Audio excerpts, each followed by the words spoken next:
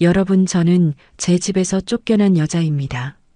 30년을 허리 휘어지도록 일해서 마련한 그 집. 새벽 4시에 눈 뜨고 밤 11시에 잠드는 삶을 살며 벽돌 하나하나 쌓아 올린 그 집에서 말입니다. 그 짓을 누가 했는지 아십니까? 아들과 며느리 그리고 안사돈까지 한 통속이 되어 저에게 했다는 겁니다.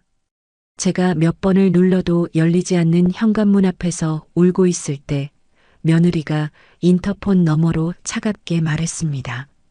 지금은요, 저희가 사는 집이죠.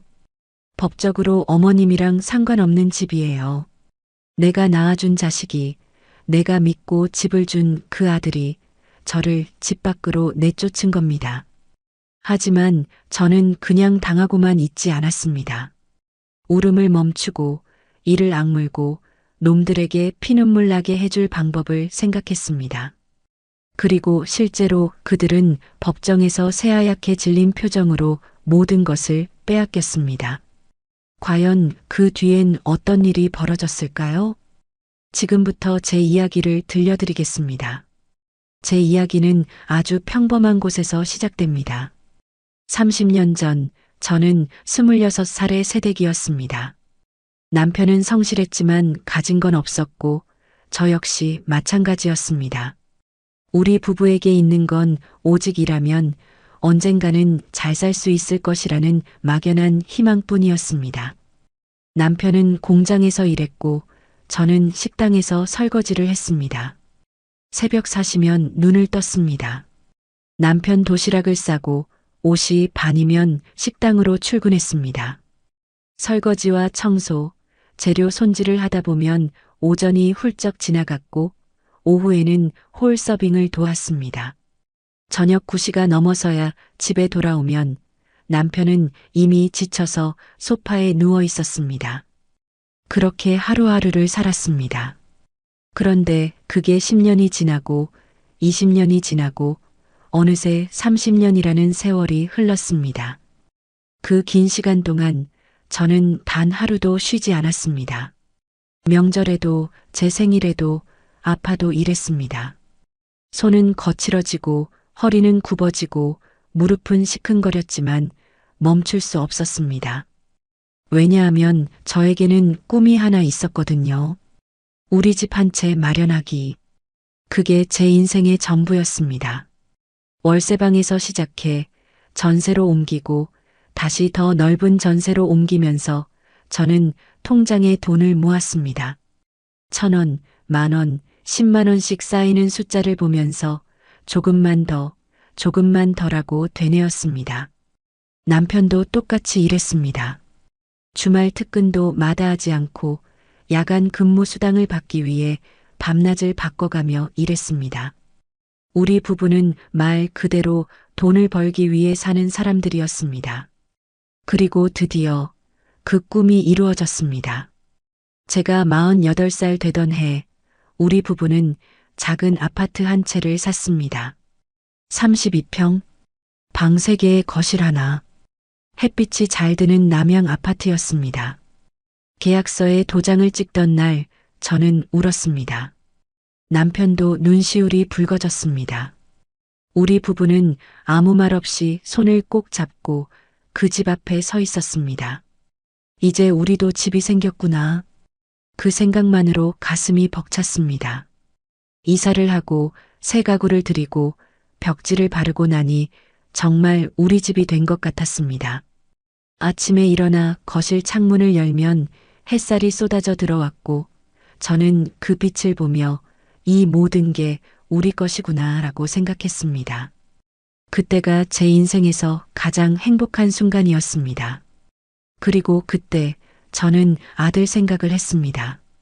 제 아들은 그때 26살이었습니다. 대학을 졸업하고 회사에 다니고 있었는데 여자친구가 생겼다고 했습니다. 결혼 이야기도 나오고 있다고 했습니다. 저는 기뻤습니다. 제 아들이 좋은 사람을 만나 행복하게 살 수 있다니 그것만으로도 감사했습니다. 그런데 문제가 하나 있었습니다. 아들에게는 집이 없었습니다.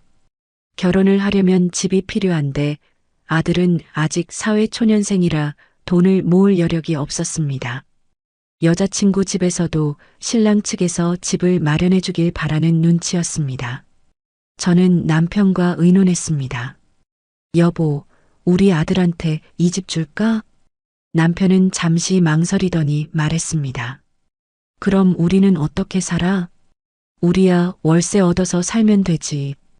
아들이 결혼해서 행복하게 사는 게 중요하잖아. 그래도 이 집은 우리가 30년을 일해서 산 건데.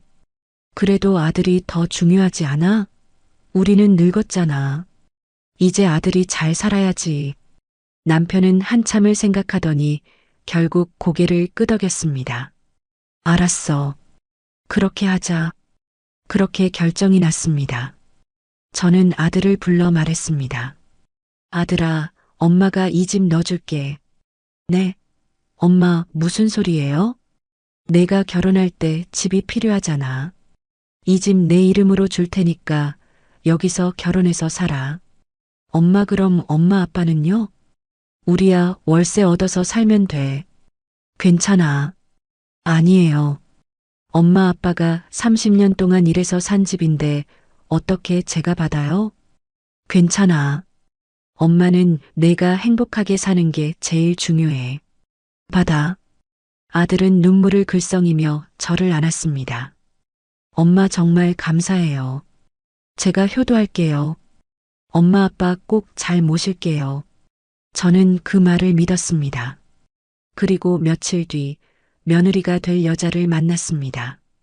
그녀의 이름은 수진이었습니다. 수진 씨는 조용하고 얌전해 보이는 여자였습니다. 첫인상은 나쁘지 않았습니다. 예의도 바르고 말도 차분하게 했습니다. 어머님 정말 감사합니다. 이렇게 집까지 마련해 주시고.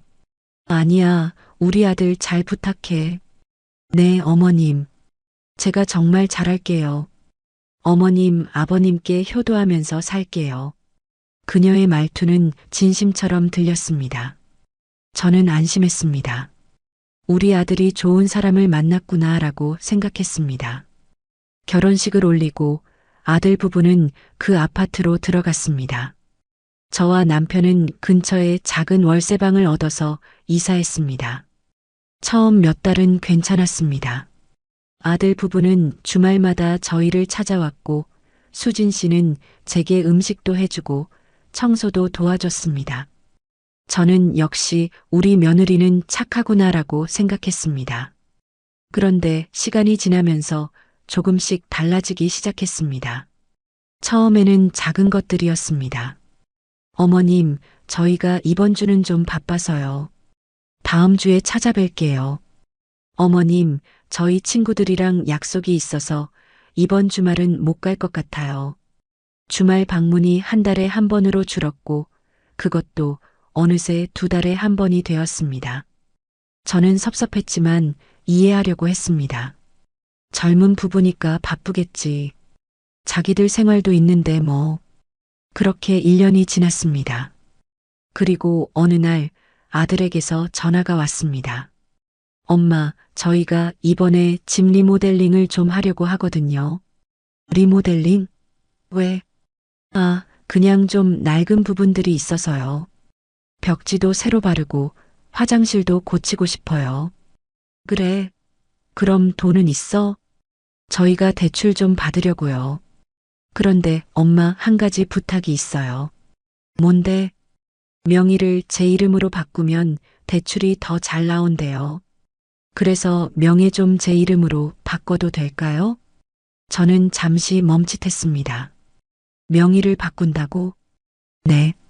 어차피 저희가 살고 있는 집이고 나중에 제 이름으로 바뀔 거잖아요. 그냥 좀 일찍 바꾸는 거예요. 그래도 엄마 아빠 이름으로 되어 있는 게 나은 것 같은데.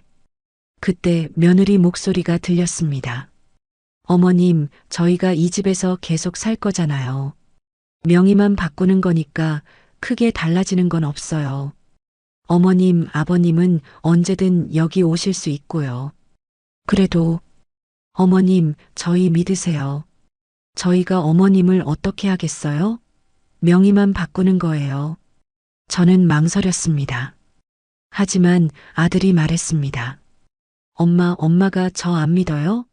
제가 엄마한테 나쁜 짓 하겠어요? 그 말을 듣는 순간 저는 마음이 약해졌습니다. 그래, 내 아들인데. 내가 낳아서 키운 자식인데 안 믿으면 누굴 믿어. 저는 결국 고개를 끄덕였습니다. 알았어. 그럼 명예 바꾸자. 감사합니다, 엄마. 아들은 기뻐하는 목소리로 전화를 끊었습니다. 그리고 며칠 뒤 저는 아들 부부와 함께 구청에 갔습니다.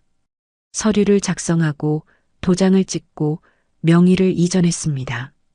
그 순간 저는 알지 못했습니다. 그게 제 인생에서 가장 큰 실수가 될 줄은요.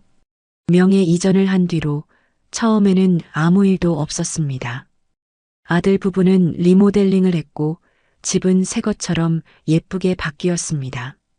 저는 가끔 그 집에 놀러 가서 우와, 정말 예쁘게 꾸몄네라고 감탄했습니다. 수진 씨는 웃으며 대답했습니다. 어머님이 주신 집이니까 저희가 잘 가꿔야죠. 저는 그 말을 듣고 뿌듯했습니다. 우리 며느리 참 착하네. 하지만 그게 마지막 좋은 순간이었습니다. 그 후로 한 달이 지났을 때 저는 아들에게 전화를 걸었습니다. 아들아, 엄마가 이번 주말에 놀러 가도 돼? 엄마, 저희가 이번 주는 좀 바빠서요. 다음에 오세요. 그래. 그럼 다음 주는? 다음 주도 좀 나중에 연락드릴게요. 저는 이상하다고 느꼈지만 그냥 넘어갔습니다. 그런데 2주가 지나고 3주가 지나고 한 달이 지나도 아들에게서 연락이 오지 않았습니다. 저는 참다 못해 다시 전화를 걸었습니다. 아들아, 엄마야. 요즘 왜 이렇게 바빠? 얼굴 한번 보자. 엄마, 제가 지금 정말 바빠요. 나중에 연락드릴게요. 그래도 엄마가 보고 싶은데. 엄마, 저 지금 회의 중이에요. 나중에 전화할게요. 뚝. 전화가 끊겼습니다. 저는 핸드폰을 내려다보며 멍하니 서 있었습니다. 아들이 왜 이러지? 그리고 며칠 뒤 저는 직접 그 아파트로 찾아갔습니다. 초인종을 눌렀습니다. 띵동. 하지만 아무도 나오지 않았습니다. 다시 눌렀습니다. 띵동 띵동. 그래도 아무 반응이 없었습니다. 저는 핸드폰을 꺼내 아들에게 전화를 걸었습니다. 아들아, 엄마야. 지금 내 집 앞에 왔는데 문 좀 열어줘. 엄마가 왜 거기 와요? 얼굴 좀 보려고. 문 열어줘. 엄마, 저희 지금 집에 없어요. 없어? 그럼 언제 와? 저녁 늦게요. 엄마, 그냥 집에 가 계세요. 아니, 엄마가 여기까지 왔는데 그냥 가라고? 엄마, 다음에 찾아뵐게요. 오늘은 안 돼요. 그리고 또 전화가 끊겼습니다. 저는 그 순간 뭔가 잘못됐다는 걸 느꼈습니다. 하지만 설마 했습니다. 설마 내 아들이 나한테 그럴 리가 없어. 그렇게 스스로를 위로하며 집으로 돌아왔습니다. 그런데 그게 끝이 아니었습니다. 그로부터 일주일 뒤 저는 남편과 함께 아들 집 앞에 다시 갔습니다. 이번에는 미리 전화하지 않고 그냥 갔습니다. 초인종을 눌렀습니다. 띵동. 잠시 후 인터폰에서 며느리 목소리가 들렸습니다. 누구세요? 수진아, 나 엄마야. 어머님? 응, 아빠랑 왔어. 문 좀 열어줘. 그런데 며느리는 대답하지 않았습니다. 몇 초간의 침묵이 흘렀습니다. 그리고 그녀가 말했습니다. 어머님, 죄송한데요. 지금 좀 안 돼요. 뭐? 왜? 저희가 지금 좀 바빠서요. 바빠도 잠깐 들어갔다 올게. 금방 갈게. 아니요, 어머님. 오늘은 정말 안 돼요. 저는 화가 치밀어 올랐습니다. 야, 수진아. 이게 무슨 말이야? 내가 내 집에 들어가는데 왜 안 된다는 거야? 그때 며느리가 차갑게 말했습니다. 어머님, 지금은요, 저희가 사는 집이에요. 뭐, 명의도 저희 이름으로 바뀌었고요. 법적으로 어머님이랑 상관없는 집이에요. 그 말을 듣는 순간 저는 귀를 의심했습니다. 뭐라고? 지금 뭐라고 한 거야? 어머님, 이제 이 집은 저희 집이에요. 함부로 오시면 안 돼요. 함부로? 내가 지금 함부로 온다고? 네. 다음부터는 미리 연락하고 오세요. 저희한테도 사생활이 있잖아요. 저는 믿을 수가 없었습니다. 제가 30년을 일해서 마련한 집, 제가 아들을 위해 준 그 집에서 며느리가 저를 내쫓고 있었습니다. 아, 수진아, 당장 문 열어. 문 열라고. 하지만 인터폰은 끊겼습니다. 저는 미친 듯이 초인종을 눌렀습니다. 띵동 띵동 띵동 띵동. 하지만 아무도 나오지 않았습니다. 옆에 있던 남편이 제 손을 잡았습니다. 여보, 그만해. 사람들이 쳐다봐. 여보, 이게 말이 돼? 내가 내 집에 못 들어간다고? 이게 말이 되는 소리야? 일단 집에 가서 아들한테 전화하자.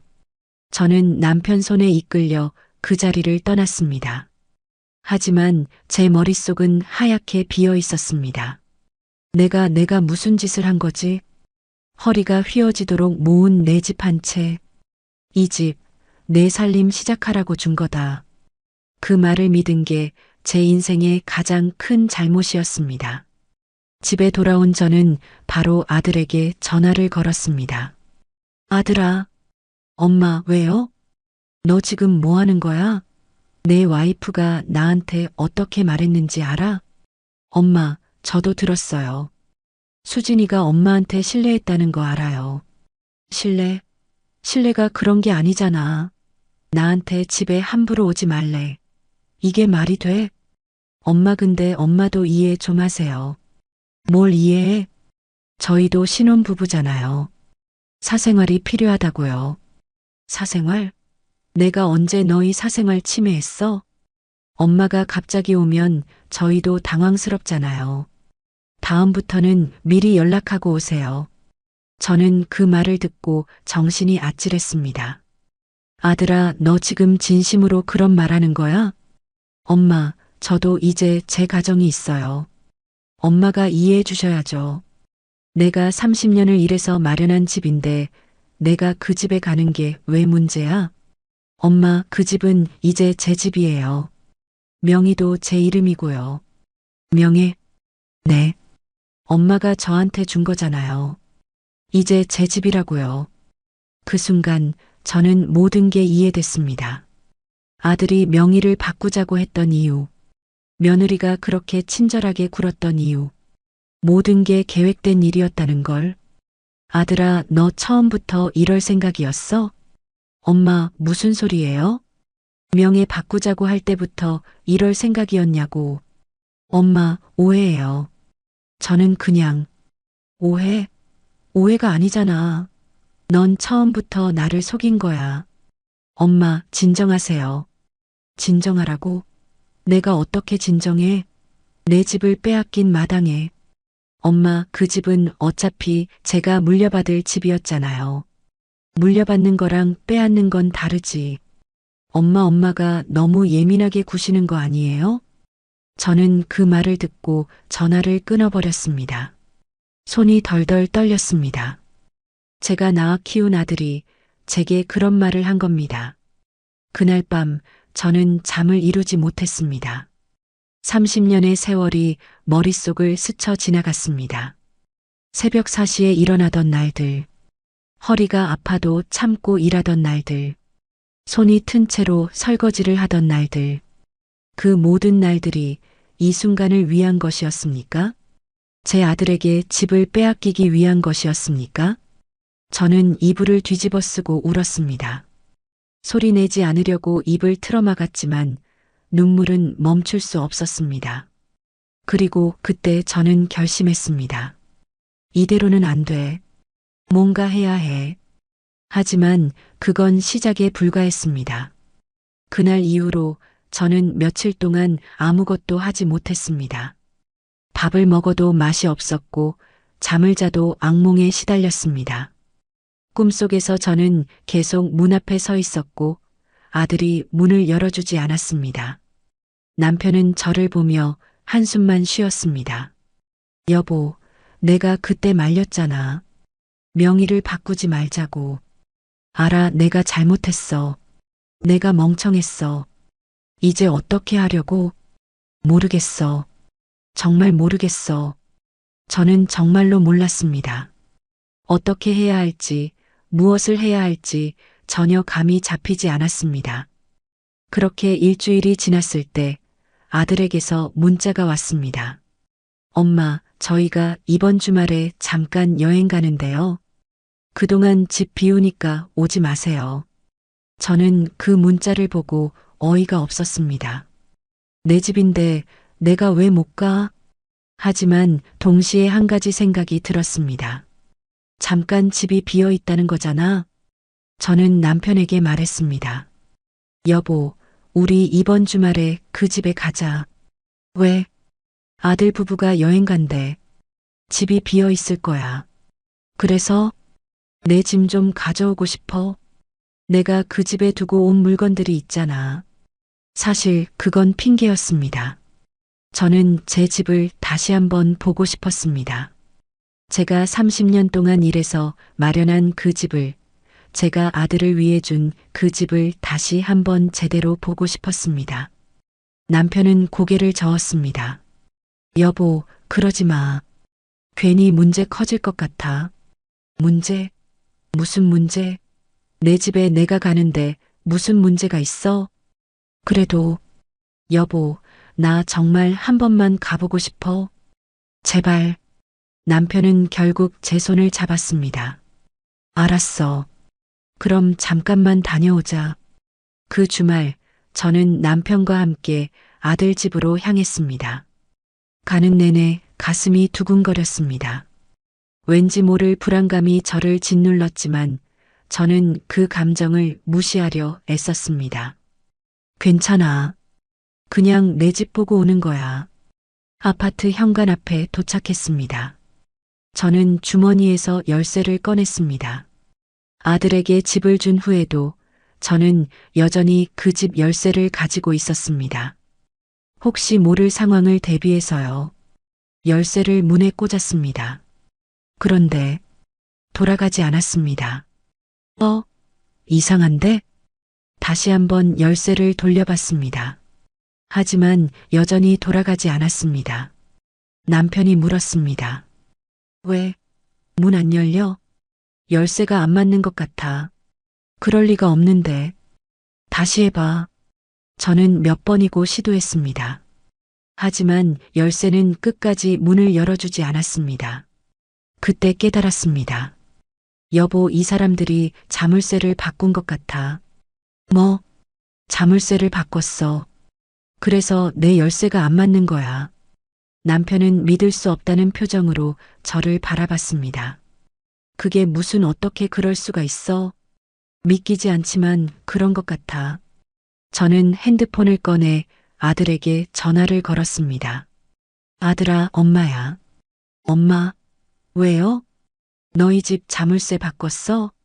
네. 왜? 저희 집이니까요. 보안상 바꾸는 게 좋을 것 같아서요. 보안? 누구 때문에 보안을 강화하는데? 엄마 때문에? 엄마, 그런 뜻이 아니에요. 그럼 무슨 뜻이야? 내가 도둑이야? 엄마가 너무 예민하게 받아들이시는 것 같아요. 저는 웃음이 나왔습니다. 웃음이 나오는데 눈물이 났습니다. 예민하게? 내가 지금 예민하게 구는 거야? 엄마, 저 지금 여행 중이에요. 나중에 얘기해요. 아들아, 엄마가. 뚝. 전화가 끊겼습니다. 저는 핸드폰을 든 채로 그 자리에 멍하니 서 있었습니다. 남편이 제 어깨를 잡았습니다. 여보, 집에 가자. 여보, 나나. 집에 가서 천천히 생각하자. 저는 고개를 끄덕였습니다. 하지만 발이 떨어지지 않았습니다. 제가 30년 동안 일해서 마련한 집, 제가 아들에게 준 그 집 앞에서 저는 쫓겨난 사람처럼 서 있었습니다. 그날 밤 저는 결심했습니다. 이대로는 안 돼. 직접 만나서 얘기해야 해. 며칠 뒤 아들 부부가 여행에서 돌아왔다는 소식을 들었습니다. 저는 바로 그날 오후에 아들 집으로 향했습니다. 이번에는 미리 전화하지 않았습니다. 전화하면 또 안 된다고 할 것 같았으니까요. 아파트 앞에 도착해서 초인종을 눌렀습니다. 띵동. 잠시 후 인터폰 화면에 며느리 얼굴이 나타났습니다. 어머님? 수진아, 문 좀 열어줘. 너희랑 얘기 좀 해야겠어. 어머님, 지금은 좀 안 되는데요. 왜? 너희 집에 있잖아. 문 열어. 어머님, 미리 연락하고 오셔야죠. 저희도 준비할 게 있잖아요. 준비? 무슨 준비? 그냥 얘기 좀 하자는 건데 무슨 준비가 필요해? 어머님, 다음에 오세요. 오늘은 정말 안 돼요. 저는 참을 수 없었습니다. 아, 수진아, 문 열라고. 당장 열어. 그러자 며느리가 차갑게 말했습니다. 어머님, 소리 지르지 마세요. 이웃들 다 듣잖아요. 이웃들? 그게 지금 중요해? 문 열라고. 어머님이 이러시면 저도 어쩔 수 없어요. 경비실에 연락할 거예요. 뭐? 경비실? 네. 어머님이 계속 이러시면 저희도 대응할 수밖에 없어요. 그 순간 저는 모든 게 믿기지 않았습니다. 경비실에 연락한다고? 자기 시어머니를? 수진아, 너 지금 나한테 경비실에 신고하겠다고? 어머님이 계속 소란 피우시면요. 소란? 내가 지금 소란 피우는 거야? 내 집에 들어가겠다는데? 어머님, 이 집은 이제 어머님 집이 아니에요. 뭐? 명의도 저희 이름이고 저희가 사는 집이에요. 법적으로 어머님 집이 아니라고요. 법적으로? 지금 나한테 법적으로 어쩌고 저쩌고 하는 거야? 사실이잖아요. 저는 그 말을 듣고 정신이 아찔했습니다. 수진아, 이 집이 어떻게 마련됐는지 알아? 내가 30년을 일해서 마련한 거야. 새벽 4시에 일어나서 밤 11시에 잠들면서 모은 돈으로 산 집이라고. 그건 저도 알아요. 감사하게 생각하고 있고요. 감사하게 생각한다고? 그런 주제에 시어머니를 문 앞에서 쫓아내. 어머님을 쫓아내는 게 아니에요. 그냥 미리 연락하고 오시라는 거예요. 이게 말이 돼? 내 돈으로 산 집에 내가 들어가는데 허락을 받아야 해? 그때 인터폰 너머로 아들 목소리가 들렸습니다. 엄마, 그만하세요. 아들아, 엄마가 너무 오버하시는 거 아니에요? 오버? 내가 지금 오버하는 거야? 엄마, 이제 이 집은 제 집이에요. 엄마 집이 아니라고요. 아들아, 너 정말 그런 말 할 거야? 사실이잖아요.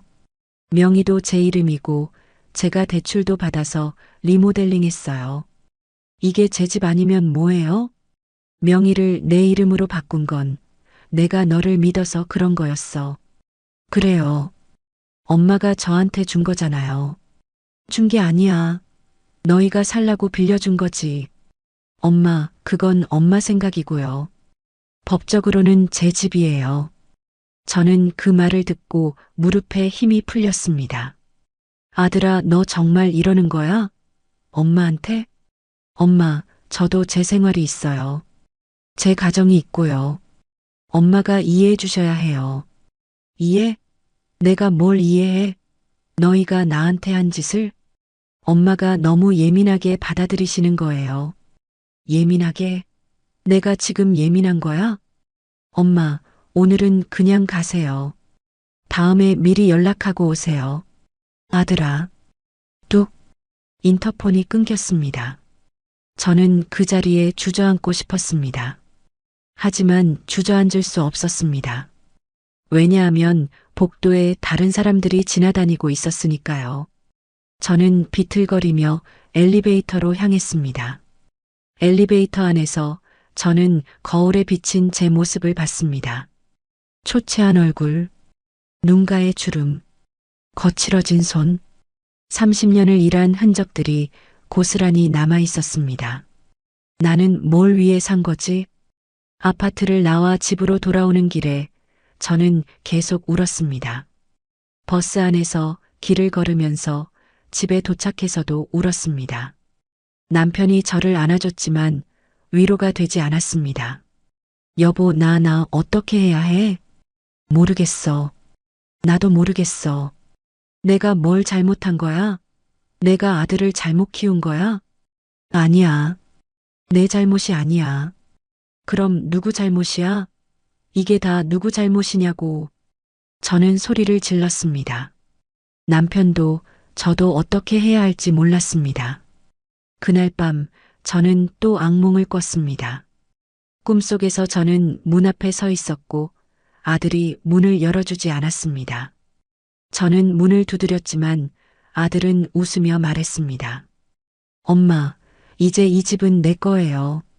며칠이 지났지만 상황은 나아지지 않았습니다.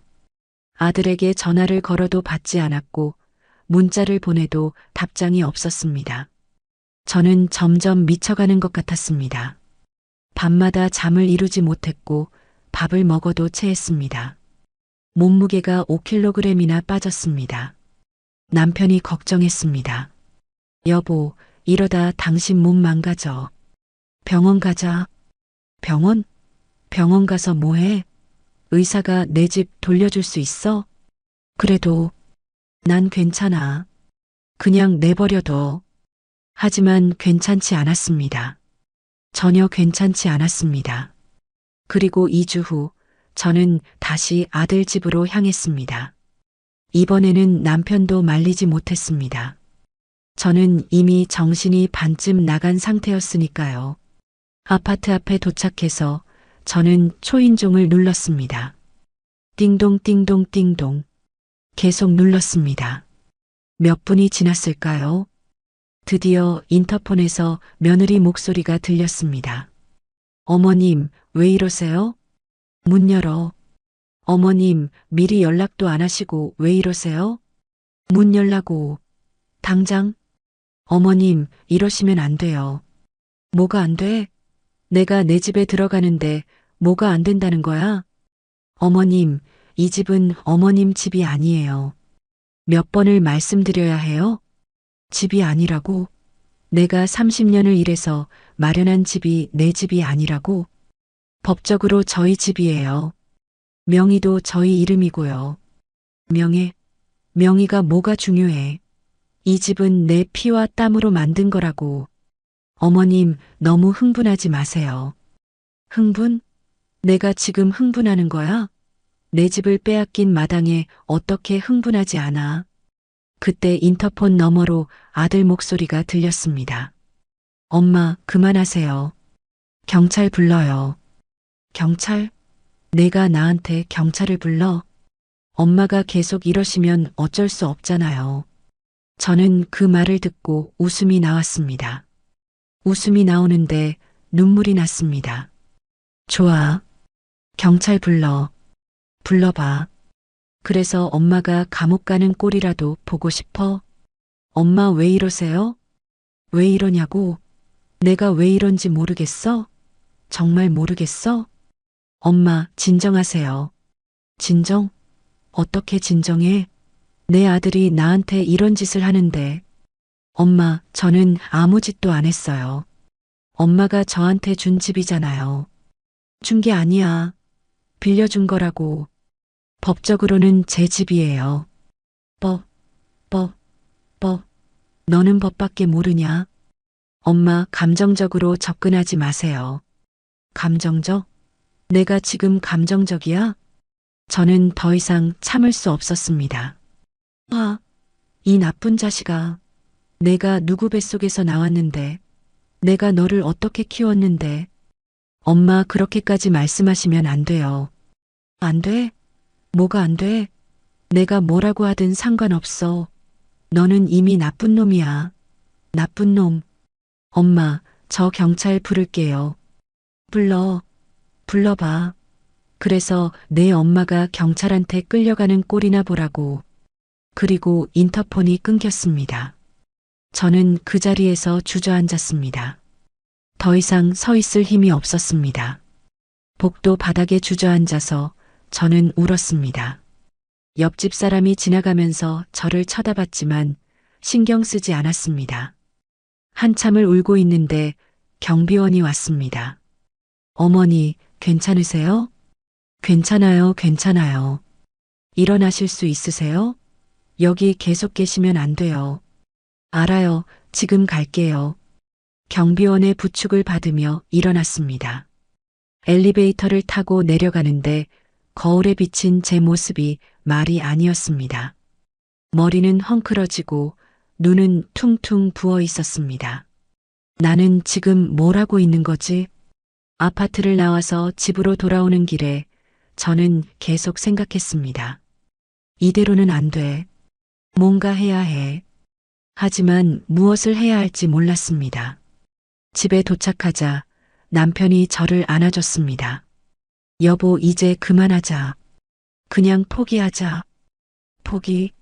내가 어떻게 포기해? 그게 내 집인데. 법적으로는 아들 집이잖아. 명의도 바뀌었고, 명의가 다가 아니야. 그래도 법이 그렇게 정해져 있으면 어쩔 수 없잖아. 어쩔 수 없다고? 그럼 나는 그냥 당하고 살라는 거야? 여보, 우리 나이도 있고, 이제 그냥 우리 둘이서 편하게 살자. 저는 남편을 바라봤습니다. 남편도 늙어 있었습니다. 머리는 백발이 되었고, 허리도 굽었습니다. 30년을 저와 함께 일한 흔적이 그대로 남아 있었습니다. 여보, 미안해. 왜? 내가 잘못 판단해서 우리 집을 날린 것 같아. 아니야. 내 잘못이 아니야. 우리가 아들을 너무 믿은 거지. 그래도 괜찮아. 우리 그냥 이렇게 살자. 월세방이지만 그래도 우리 둘이 있잖아. 저는 남편을 안았습니다. 그리고 울었습니다. 하지만 그 눈물 속에는 슬픔만 있는 게 아니었습니다. 분노도 있었습니다. 이대로는 안 돼. 절대 이대로 끝낼 수 없어. 몇 번을 눌러도 안 열리는 현관문. 지금은요, 저희가 사는 집이죠. 법적으로 어머님이랑 상관없는 집이에요. 그 말들이 계속 제 머릿속을 맴돌았습니다. 저는 내 집 앞에서 쫓겨난 사람처럼 울었습니다. 하지만 그건 시작에 불과했습니다. 왜냐하면 며칠 뒤 저는 더 충격적인 사실을 알게 되었으니까요. 그것은 바로 이 모든 게 계획된 일이었다는 것. 그리고 그 계획의 중심에는 아들, 며느리뿐만 아니라 안사돈까지 있었다는 것입니다. 그날 이후로 저는 하루하루를 그냥 버티며 살았습니다. 아침에 눈을 뜨면 오늘도 하루를 살아야 하는구나 하는 생각이 들었고, 밤에 잠들 때는 내일은 조금 나아질까 하는 희망을 품었습니다. 하지만 그 희망은 매번 무너졌습니다. 남편은 저를 위해 최선을 다했습니다. 제가 좋아하는 음식을 해주고 산책을 가자고 권유했습니다. 하지만 저는 아무것도 하고 싶지 않았습니다.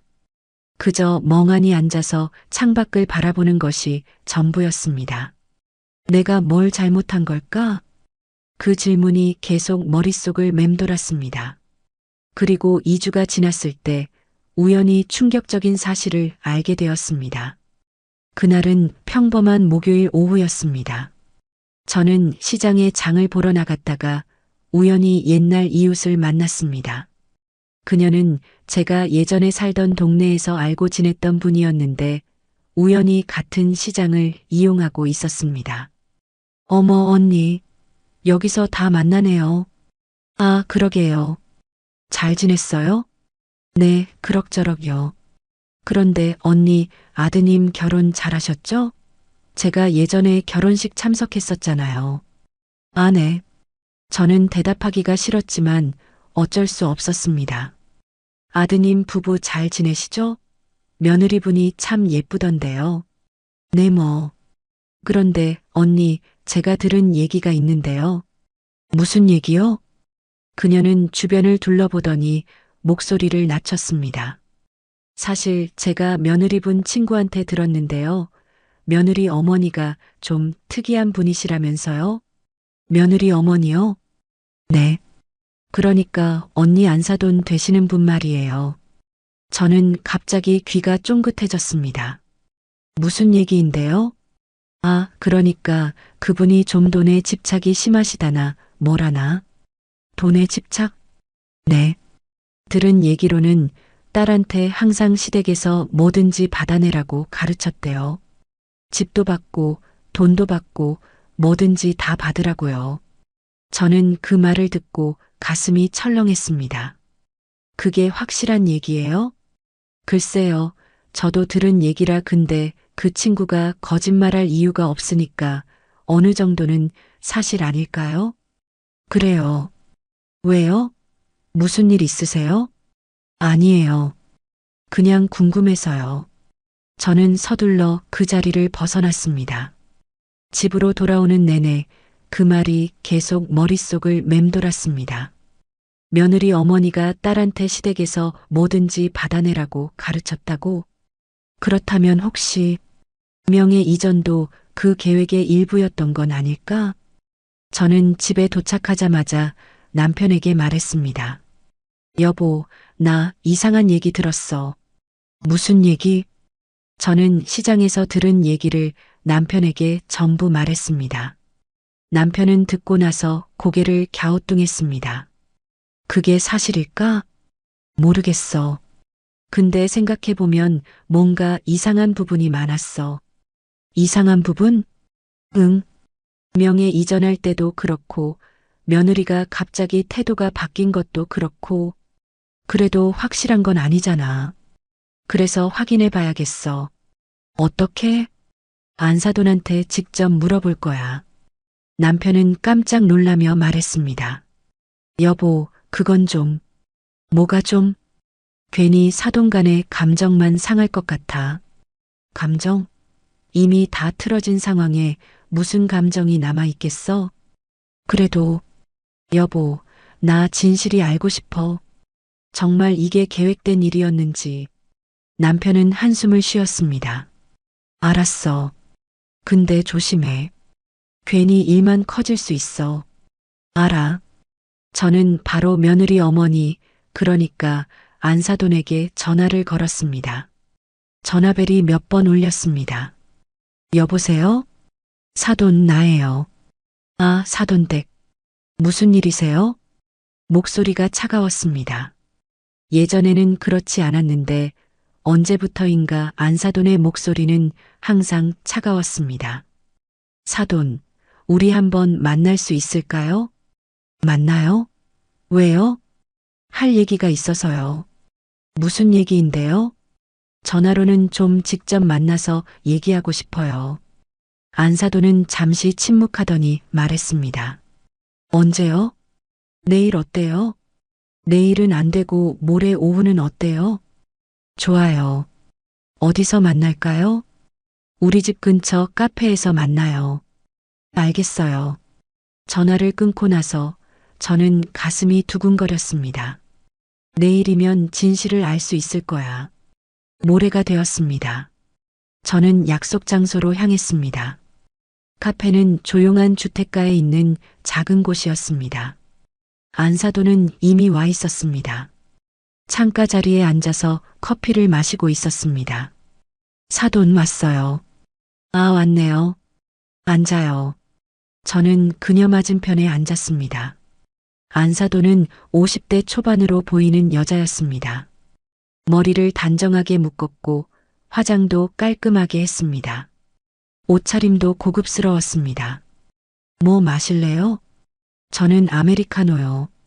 안사돈이 직원을 불러 주문했습니다. 커피가 나오고 저는 한 모금 마셨습니다. 그래서 무슨 얘기하려고 그래요? 안사돈이 먼저 물었습니다. 저는 잠시 망설이다가 말했습니다. 사돈 솔직히 물어볼게요. 명예 이전 사돈도 알고 있었어요? 명예 이전이요? 네.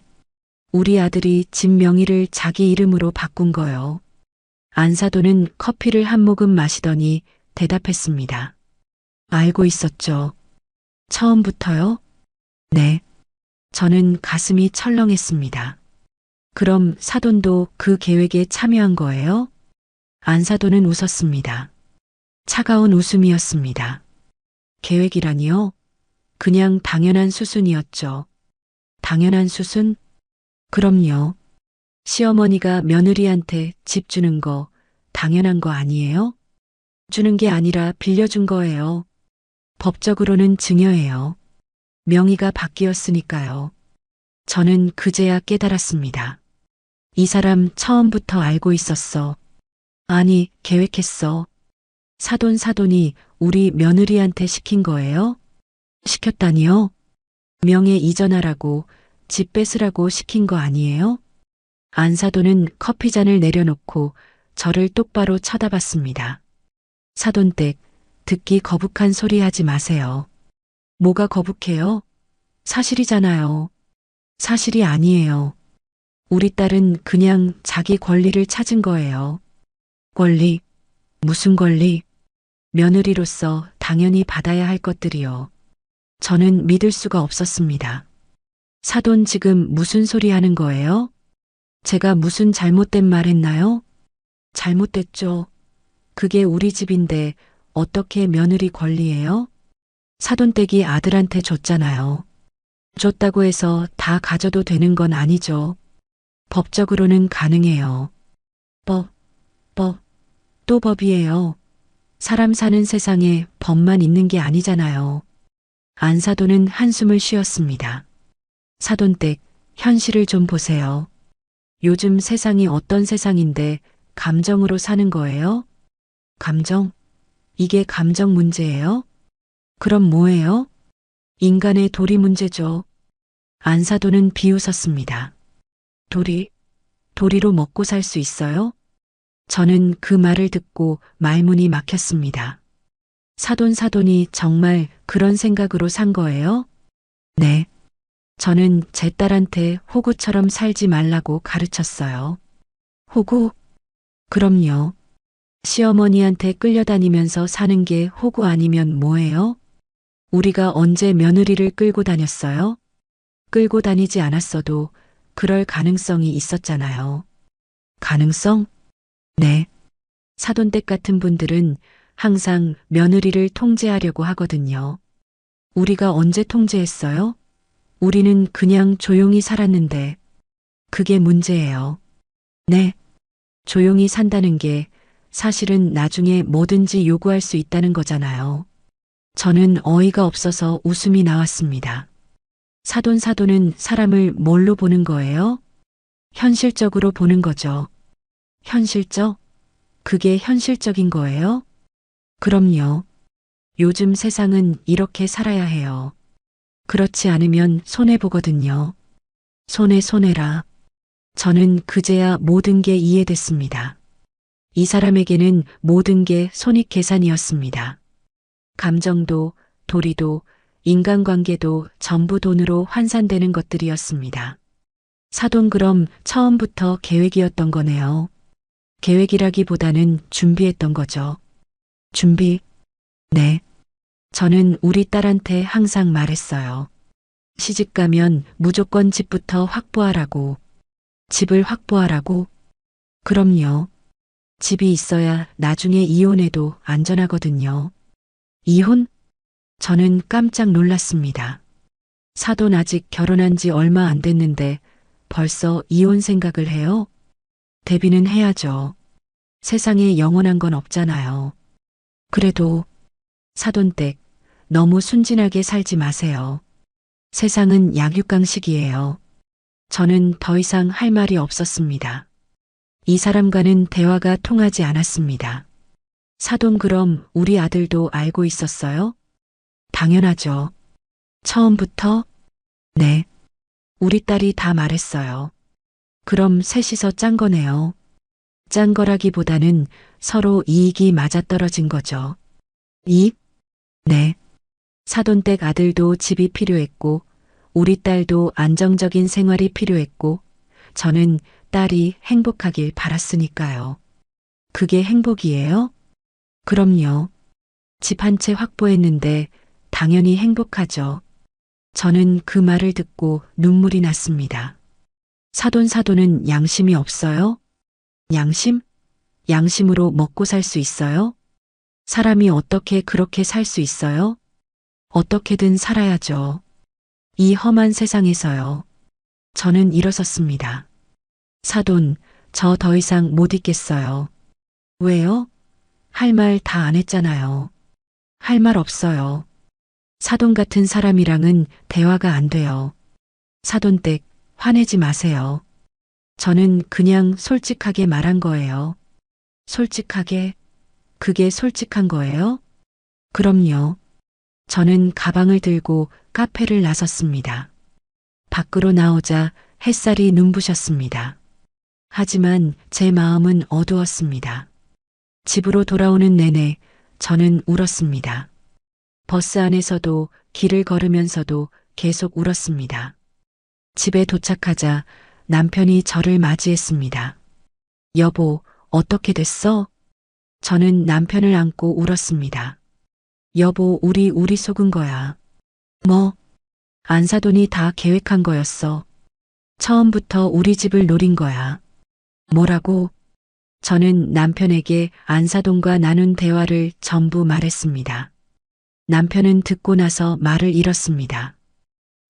어떻게 그럴 수가 있어. 여보, 우리 아들도 알고 있었대. 처음부터. 아들도? 응. 셋이서 짠 거야. 아들, 며느리, 안사돈.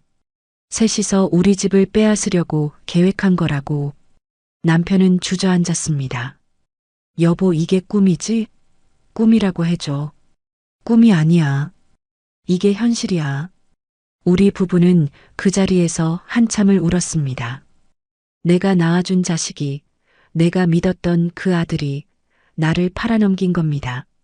아들, 며느리, 안사돈. 셋이서 제 집을 넘기려 짜고 친 계획이었습니다. 피를 나눈 자식에게 배신당한다는 게 이렇게 아픈 일인지 저는 그때 처음 알았습니다. 그날 밤 저는 또 잠을 이루지 못했습니다. 천장을 바라보며 생각했습니다. 이제 어떻게 해야 하지? 법적으로는 아들 집이라고 했습니다. 안사돈도 그렇게 말했고 며느리도 그렇게 말했습니다. 그럼 나는 정말 아무것도 할 수 없는 걸까? 30년을 일해서 마련한 집, 제 피와 땀으로 만든 그 집을 그냥 빼앗긴 채로 살아야 하는 걸까? 아니야. 안 돼. 이대로는 절대 안 돼. 그리고 그 순간 저는 결심했습니다. 울음을 멈추자. 이제는 싸워야 해. 다음 날 아침 저는 남편에게 말했습니다. 여보, 나 변호사 만나볼 거야. 변호사? 응. 법적으로 방법이 있는지 알아봐야겠어. 여보, 돈이 많이 들 텐데. 돈이 문제가 아니야. 내 집을 되찾아야 해. 남편은 제 손을 잡았습니다. 알았어. 같이 가자. 고마워, 여보. 저는 그날 바로 인터넷으로 변호사를 알아봤습니다. 부동산 전문 변호사, 가족법 전문 변호사, 여러 명의 이름이 나왔습니다. 그 중에서 상담 후기가 좋은 한 변호사를 선택했습니다. 전화를 걸어 상담 예약을 했습니다. 네, 다음 주 월요일 오전 10시에 오시면 됩니다. 감사합니다. 전화를 끊고 나서 저는 처음으로 희망이 보이는 것 같았습니다. 조금만 기다려. 내가 반드시 내 집을 되찾을 거야. 그리고 저는 그 한 주 동안 준비를 시작했습니다. 통장 내역을 출력하고 문자 메시지를 캡처하고 아들과 며느리와 나눴던 대화를 기록했습니다. 모든 증거를 모았습니다. 이제 시작이야. 놈들에게 피눈물 나게 해줄 시간이 왔어. 다음 주 월요일 아침이 밝았습니다. 저는 새벽부터 잠을 설쳤습니다. 긴장되고 두려웠지만 동시에 기대도 됐습니다. 오늘이 시작이야. 내 집을 되찾는 첫걸음. 남편과 함께 아침을 먹고 9시에 집을 나섰습니다. 변호사 사무실은 강남에 있었습니다. 큰 빌딩 15층에 위치한 법률사무소였습니다. 엘리베이터를 타고 올라가는 동안 제 심장은 쿵쾅거렸습니다. 남편이 제 손을 꼭 잡아줬습니다. 여보, 괜찮을 거야. 응, 그래야 할 텐데. 15층에 도착해서 사무실 문을 열었습니다. 깔끔하고 정돈된 공간이었습니다. 직원이 저희를 맞이했습니다. 예약하신 분이신가요? 네, 10시에 예약했어요. 성함이 어떻게 되시나요? 제가 이름을 말하자 직원은 컴퓨터를 확인하고 고개를 끄덕였습니다. 네, 확인했습니다. 잠시만 기다리시면 변호사님께서 곧 오실 거예요. 저희는 대기실에 앉아서 기다렸습니다. 벽에는 여러 가지 상장과 인증서가 걸려 있었고 책장에는 법률 서적들이 빼곡히 꽂혀 있었습니다. 10분쯤 지났을까요? 한 남자가 나타났습니다. 40대 중반으로 보이는 안경을 쓴 남자였습니다. 안녕하세요. 김 변호사입니다. 안녕하세요. 저희는 악수를 나누고 변호사 사무실로 들어갔습니다. 변호사는 책상 너머에 앉았고 저희는 그 맞은편에 앉았습니다. 그래서 무슨 일로 오셨는지 말씀해 주시겠어요? 저는 숨을 크게 들이쉬고 처음부터 차근차근 설명했습니다. 30년 동안 일해서 집을 마련한 이야기, 아들에게 집을 준 이야기, 명의를 이전한 이야기, 그리고 지금 집에서 쫓겨난 이야기까지. 변호사는 제 이야기를 들으며 메모를 했습니다. 제가 이야기를 다 마치자 변호사가 물었습니다. 명예 이전할 때 어떤 형태로 하셨나요? 증여인가요? 아니면 매매인가요? 증여요. 그냥 아들 이름으로 바꿔준 거예요. 증여세는 내셨나요? 네, 아들이 냈어요. 그렇군요. 그럼 증여 계약서 같은 건 작성하셨나요? 아니요. 그냥 구청 가서 서류만 작성했어요. 변호사는 고개를 끄덕였습니다. 그럼 구두로 어떤 약속이 있었나요? 예를 들면 어머님이 계속 그 집에 살 수 있다는 약속 같은 거요. 네, 있었어요. 아들이 그랬어요. 명의만 바꾸는 거고 우리는 언제든 그 집에 갈 수 있다고요. 그 약속을 증명할 수 있나요? 녹음이나 문자 같은 게 있나요? 문자는 잠깐만요. 저는 핸드폰을 꺼내서 아들과 나눴던 문자를 찾았습니다. 여기요. 이게 명예 이전하기 전에 나눈 대화예요. 변호사는 제 핸드폰을 받아서 문자를 읽었습니다. 엄마, 명의만 바꾸는 거니까 걱정 마세요. 엄마는 언제든 우리 집에 오실 수 있어요. 변호사는 고개를 끄덕였습니다. 좋습니다. 이건 증거로 쓸 수 있어요. 또 있나요? 있어요. 며느리가 저한테 한 말들이요. 저는 며느리와 인터폰으로 나눴던 대화를 설명했습니다. 그게 녹음되어 있나요? 아니요, 근데 제가 적어놨어요. 날짜랑 시간까지요. 그것도 도움이 됩니다. 통장 내역은 있으신가요? 네, 여기요. 저는 준비해온 서류 가방에서 통장 내역을 꺼냈습니다. 30년 동안의 입출금 내역이 빼곡히 적혀 있었습니다. 변호사는 그것들을 하나하나 살펴봤습니다. 이게 집을 살 때 사용한 돈인가요? 네. 제가 30년 동안 모은 거예요.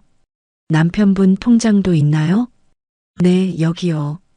남편의 통장 내역도 보여드렸습니다. 변호사는 한참 동안 서류들을 검토했습니다. 그리고 마침내 고개를 들고 말했습니다. 이 사건 승소 가능성이 높습니다. 정말요? 저는 너무 기뻐서 눈물이 날 뻔했습니다. 네. 이건 명백한 명의신탁 사례로 보입니다. 명의신탁이요? 네. 실제 소유자는 어머님인데 명의만 아드님 이름으로 해둔 거죠. 그리고 아드님이 약속을 어기고 어머님을 집에서 쫓아낸 것은 부당이득에 해당합니다.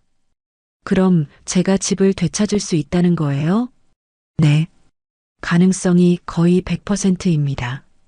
저는 그 말을 듣고 남편의 손을 꼭 잡았습니다. 남편도 눈시울이 붉어졌습니다. 변호사님, 정말 감사합니다. 천만에요.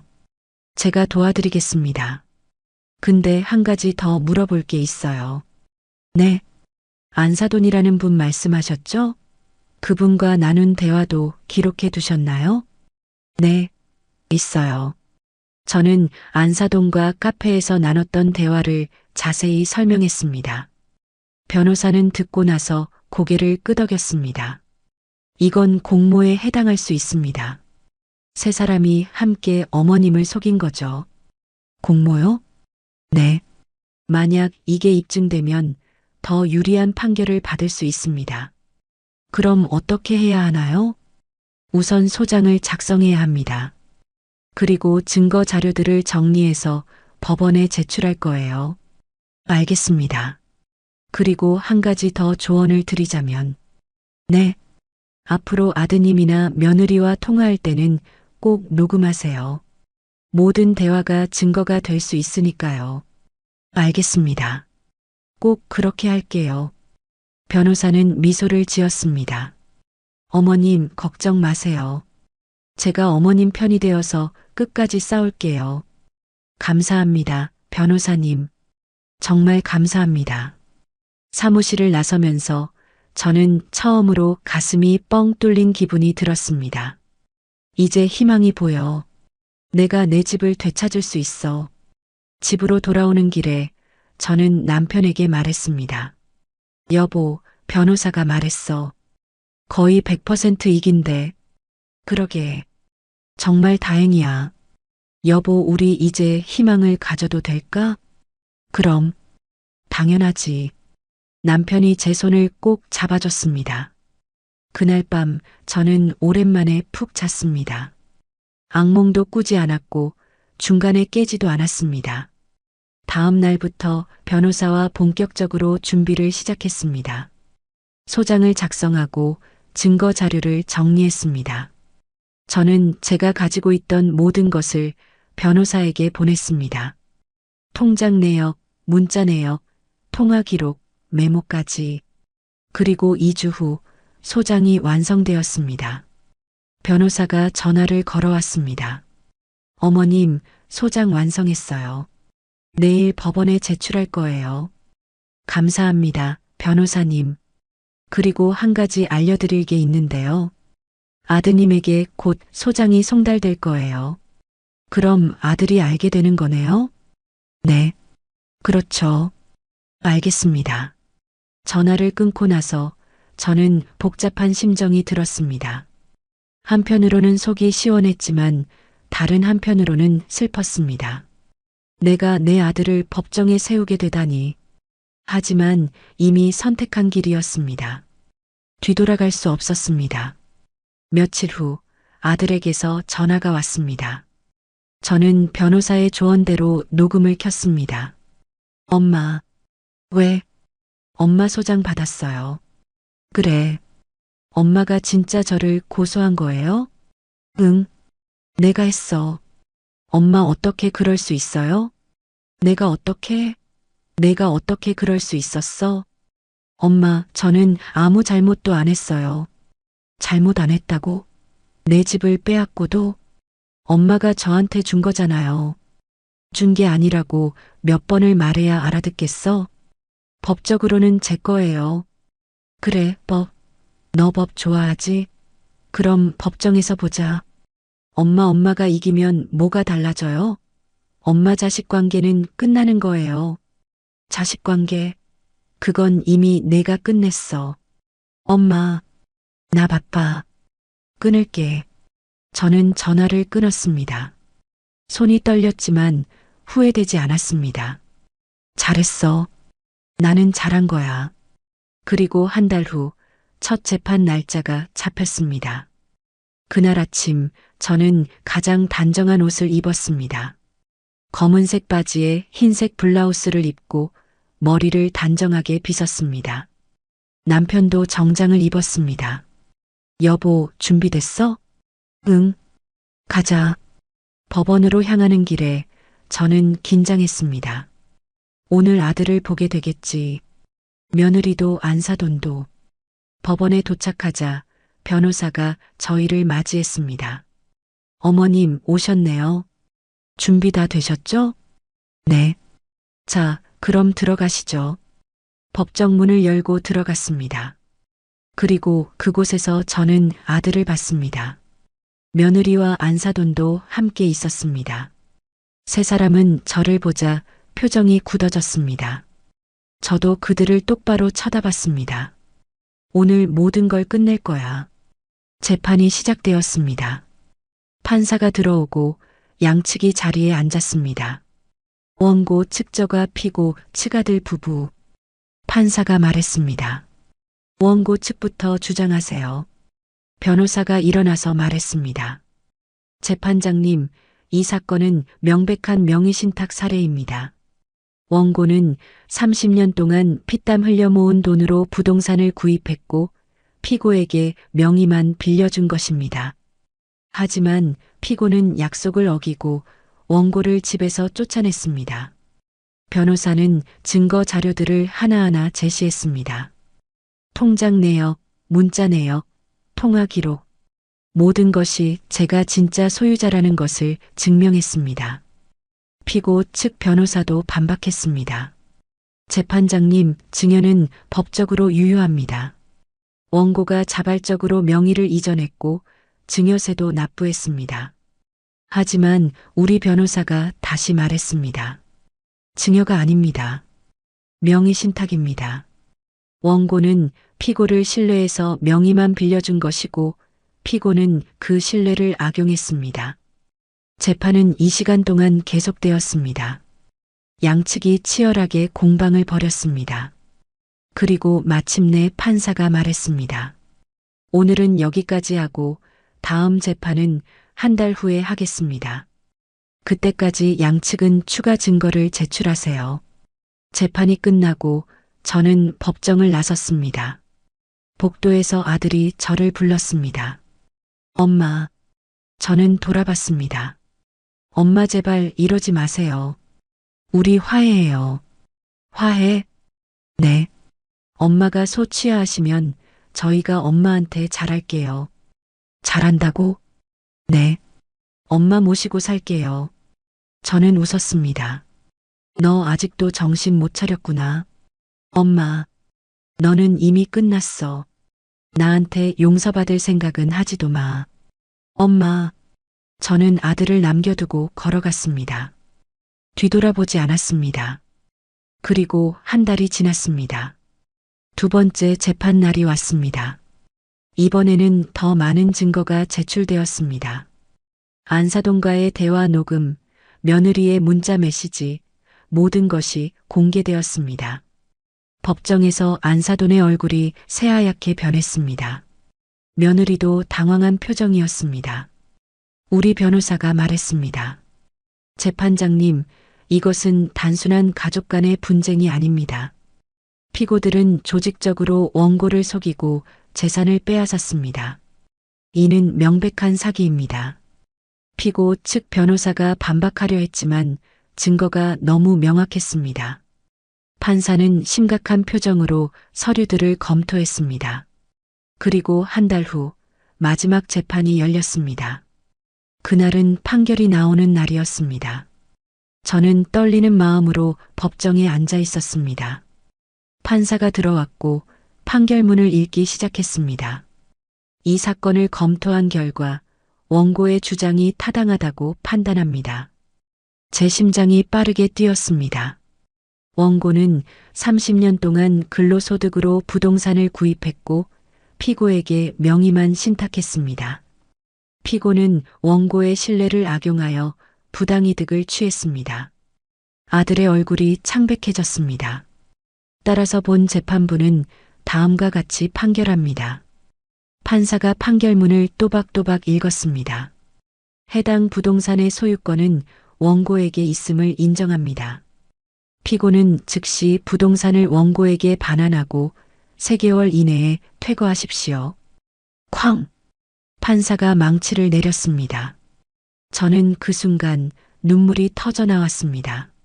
남편이 저를 안아줬고 저는 남편 품에서 한참을 울었습니다. 여보, 우리 이겼어, 이겼어. 그래, 잘했어, 정말 잘했어. 변호사도 저에게 다가와 악수를 청했습니다. 축하드립니다, 어머님. 승소하셨어요. 감사합니다, 변호사님. 정말 감사합니다. 법정을 나서면서 저는 아들을 봤습니다. 그는 고개를 숙이고 서 있었습니다. 며느리는 울고 있었고 안사도는 분한 표정이었습니다. 저는 그들 옆을 지나쳤습니다. 한마디도 하지 않았습니다. 이제 할 말이 없었으니까요. 법원을 나서자 햇살이 눈부셨습니다. 저는 하늘을 올려다봤습니다. 나 해냈어. 내 집을 되찾았어. 변호사가 말했습니다. 어머님 명의신탁, 부당이득 전부 인정됐습니다. 집 되찾을 가능성 거의 100%라고 말씀드렸죠? 실제로 그렇게 됐어요. 그 말을 듣는 순간 저는 다시 살아나는 느낌이 들었습니다. 30년의 세월, 허리 휘어지도록 일했던 그날들, 손이 거칠어지고 무릎이 아팠던 그 시간들, 모든 것이 헛되지 않았습니다. 저는 제 집을 되찾았습니다. 그리고 며칠 후 아들에게서 전화가 왔습니다. 엄마, 저희 정말 나가야 해요? 판결이 그렇게 났잖아. 엄마, 저희한테 3개월밖에 안 남았어요. 그건 내가 정한 게 아니야. 판사가 정한 거야. 엄마, 제발요. 한 번만 용서해 주세요. 용서? 저는 차갑게 웃었습니다. 너는 나한테 용서를 구할 자격이 없어. 엄마, 나가. 3개월 안에 나가. 그게 법이 정한 거니까. 엄마, 정말 이러실 거예요? 응. 나는 정말 이럴 거야. 저는 전화를 끊었습니다. 후회되지 않았습니다. 그들은 저를 배신했고 저는 단지 제 것을 되찾았을 뿐입니다. 3개월이 지났습니다. 그리고 마침내 이사 날이 왔습니다. 저는 남편과 함께 아파트로 향했습니다. 아들 부부는 이미 짐을 싸고 있었습니다. 저는 현관문을 열고 들어갔습니다. 아들이 저를 봤지만 아무 말도 하지 않았습니다. 며느리는 눈이 퉁퉁 부어 있었습니다. 저는 집안을 둘러봤습니다. 리모델링한 흔적들이 보였지만 이제 이 모든 게 다시 제 것이었습니다.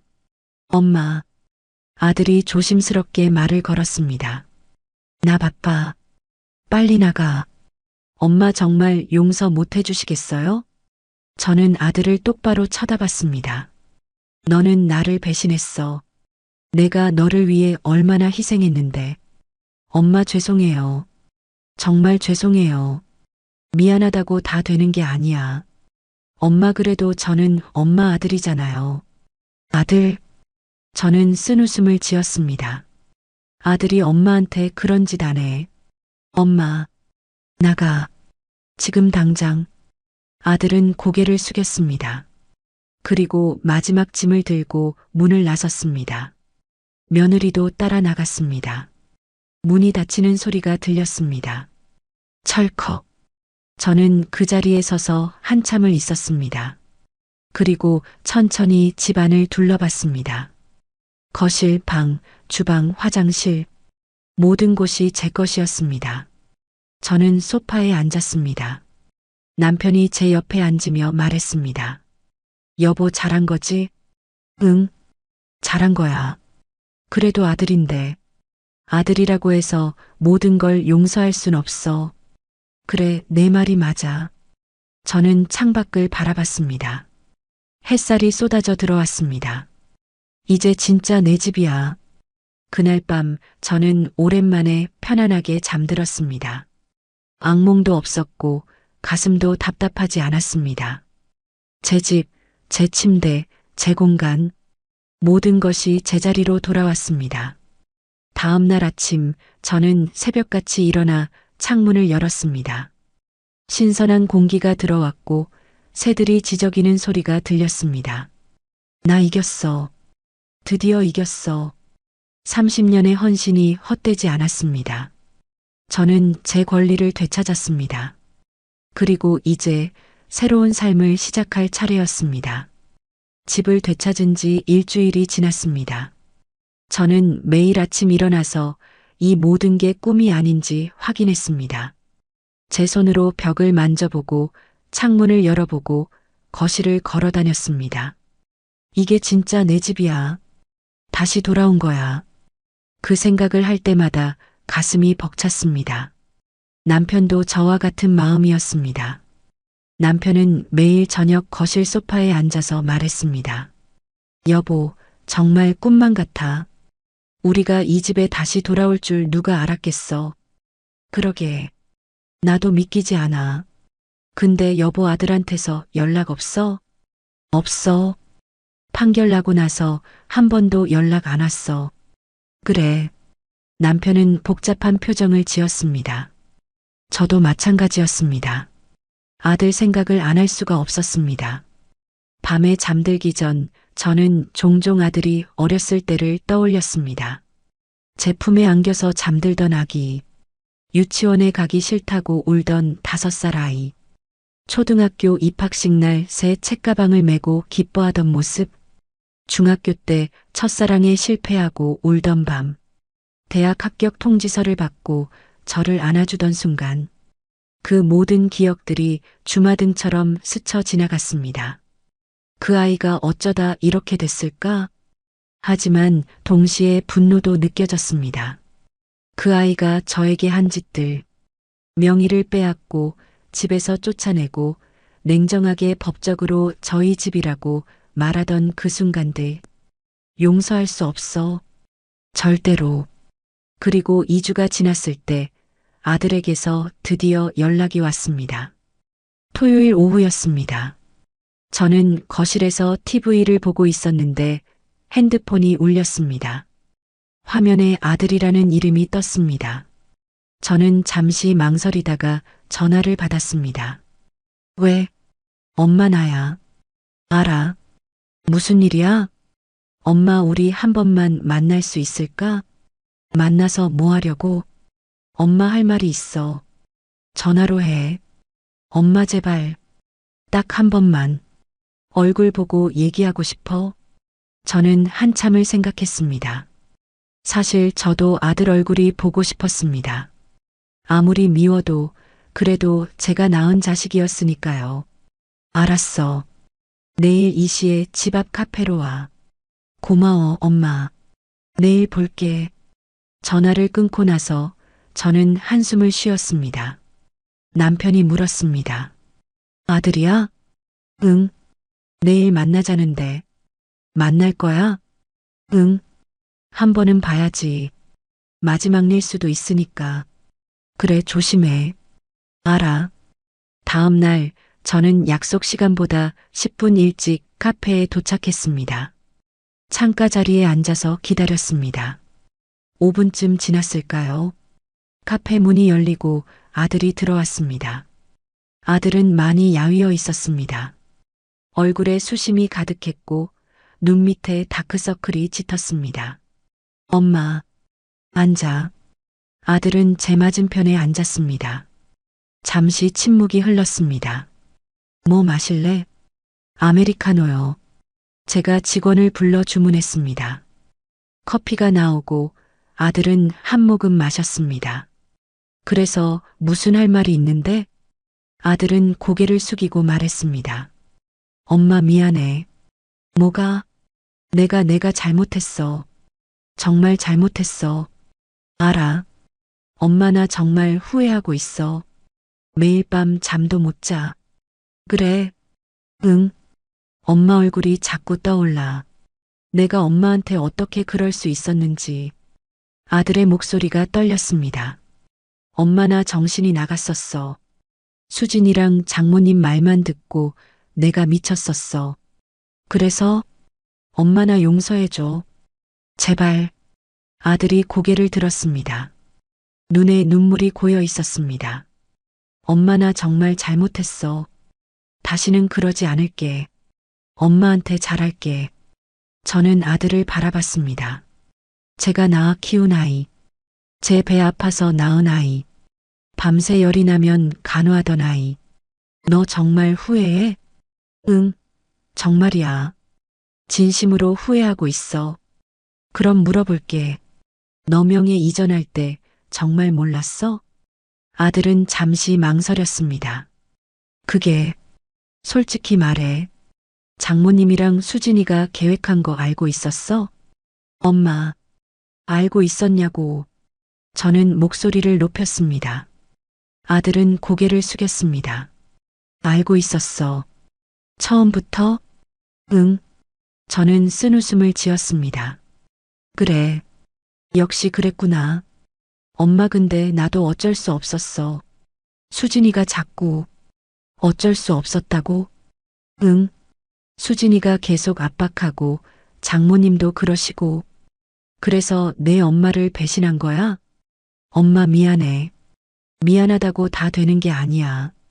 엄마 그래도 너 지금 무슨 생각으로 여기 온 거야? 응? 용서받으면 다시 예전처럼 돌아갈 수 있다고 생각한 거지? 엄마. 아니면 내가 늙어서 외로우니까 결국 너를 받아줄 거라고 생각한 거야? 아들은 아무 말도 하지 못했습니다. 너 착각하지 마. 나는 너를 용서할 생각 없어. 엄마, 너는 나한테 했던 짓을 생각해봐. 너는 내 집을 빼앗았어. 나를 문 앞에서 쫓아냈어. 법적으로 저희 집이라고 말했잖아. 엄마 그건. 그리고 가장 나쁜 건 너는 너 혼자 한 게 아니야. 와이프랑 장모님이랑 짜고 친 거잖아. 엄마 미안해. 미안하다는 말로 다 해결될 것 같아? 아들은 울기 시작했습니다. 엄마 나 정말 잘못했어.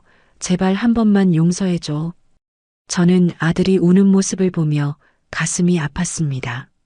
하지만 마음을 단단히 먹었습니다. 너 지금 우는 이유가 뭐야? 응?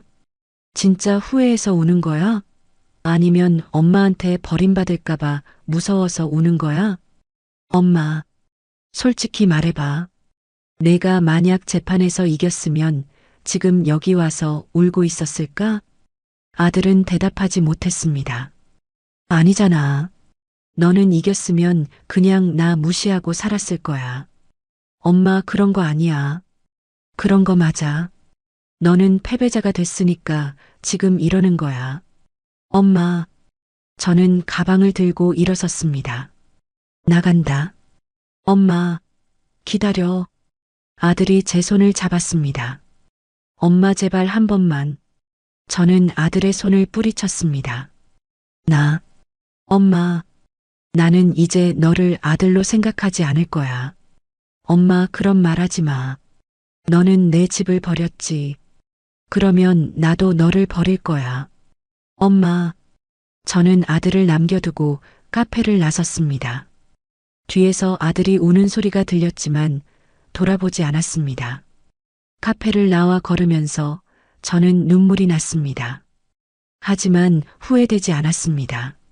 나는 잘한 거야. 단호해야 해. 집에 돌아오자 남편이 물었습니다. 어땠어? 용서 빌더라. 그래서 안 해줬어. 여보, 나 잘한 거지? 남편은 제 손을 잡았습니다. 그래, 잘했어. 너무 쉽게 용서하면 안 돼. 고마워. 그날 밤 저는 또 눈물을 흘렸습니다. 하지만 이번에는 다른 눈물이었습니다. 슬픔보다는 해방감 같은 것이었습니다. 이제 정말 끝이야. 나는 자유야. 그리고 며칠 후 며느리에게서도 연락이 왔습니다. 문자였습니다. 어머님, 저 수진이에요. 어머님께 정말 죄송해요. 제가 잘못했어요. 한 번만 용서해 주세요. 저희 정말 후회하고 있어요. 저는 그 문자를 읽고 삭제했습니다. 답장하지 않았습니다. 그리고 다음 날 안사돈에게서도 전화가 왔습니다. 저는 전화를 받았습니다. 여보세요? 사돈댁 나예요. 네, 무슨 일이세요? 사돈댁 우리 딸이 요즘 너무 힘들어해요. 그래요? 네, 매일 울기만 하고 사돈댁 아들도 마찬가지고요. 그게 제가 어쩌라고요? 사돈댁 한 번만 용서해 주시면 안 될까요? 안 됩니다. 사돈댁, 사돈, 그때 카페에서 사돈이 뭐라고 했는지 기억나세요? 그건 세상은 약육강식이라고 했잖아요. 그리고 법적으로 문제 없다고 했고요. 사돈댁 그건. 그런데 왜 지금 와서 용서를 구하세요? 사돈 말대로라면 저희는 그냥 패배자잖아요. 사돈댁 제가 잘못했어요. 이제 와서 잘못했다고 해서 다 용서되는 게 아니에요. 사돈댁, 다시는 연락하지 마세요. 저는 전화를 끊어버렸습니다.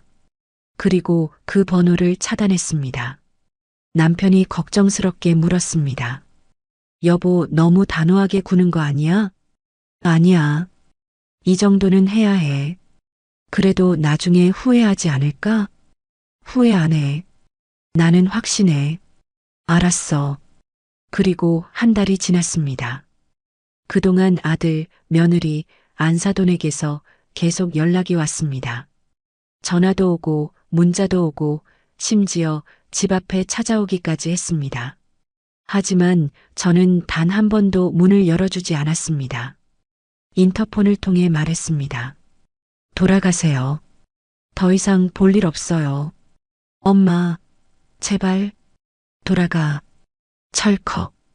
인터폰을 꺼버렸습니다. 그들은 한참을 문 앞에서 울었지만 저는 끝까지 문을 열지 않았습니다. 그리고 그들은 결국 돌아갔습니다. 그날 밤 저는 남편에게 말했습니다. 여보, 나 잘하고 있는 거지? 그래, 잘하고 있어. 근데 왜 이렇게 가슴이 아플까? 그래도 내 자식이니까 그렇지. 여보, 나 나쁜 엄마야? 남편은 저를 안아줬습니다. 아니야. 너는 나쁜 엄마가 아니야. 너는 그냥 배신당한 사람이야. 여보. 그리고 너는 내 권리를 되찾은 거야. 그게 잘못된 게 아니야. 고마워, 여보. 저는 남편 품에서 울었습니다. 그리고 3개월이 지났습니다. 그동안 아들 가족에게서 연락이 점점 줄어들었습니다. 처음에는 매일 오던 전화가 일주일에 한 번이 되었고, 그것도 한 달에 한 번이 되었고, 결국에는 완전히 끊겼습니다. 저는 그제야 진짜 끝났다는 걸 실감했습니다. 이제 정말 남인 거구나. 어느 날 저는 혼자 거실에 앉아서 앨범을 펼쳤습니다. 아들이 어렸을 때 사진들이 가득했습니다. 돌잔치 사진, 유치원 졸업식 사진, 초등학교 운동회 사진, 가족여행 사진, 결혼식 사진, 모든 순간들이 그 안에 담겨 있었습니다. 저는 한참을 사진들을 들여다봤습니다. 그리고 조용히 앨범을 덮었습니다. 이제 추억으로만 남는 거구나. 남편이 제 옆에 앉았습니다. 뭐 보고 있었어? 아들 사진. 그래. 여보, 우리 잘한 거지? 응, 잘했어. 우리 나중에 후회하지 않을까? 모르지. 근데 지금은 이게 맞는 것 같아. 그래. 저는 창밖을 바라봤습니다. 해가 지고 있었습니다. 노을이 아름다웠습니다. 여보, 우리 이제 어떻게 살까? 글쎄, 우리 둘이서 편하게 살면 되지. 그래, 편하게. 저는 미소를 지었습니다. 그리고 6개월이 지났습니다. 저는 이제 완전히 새로운 삶에 적응했습니다. 아침에 일어나면 창문을 열고 커피를 마시며 신문을 읽었습니다. 오후에는 남편과 산책을 나갔고 저녁에는 함께 TV를 봤습니다. 친구들도 다시 만나기 시작했습니다. 언니, 요즘 표정이 밝아졌어. 그래? 응.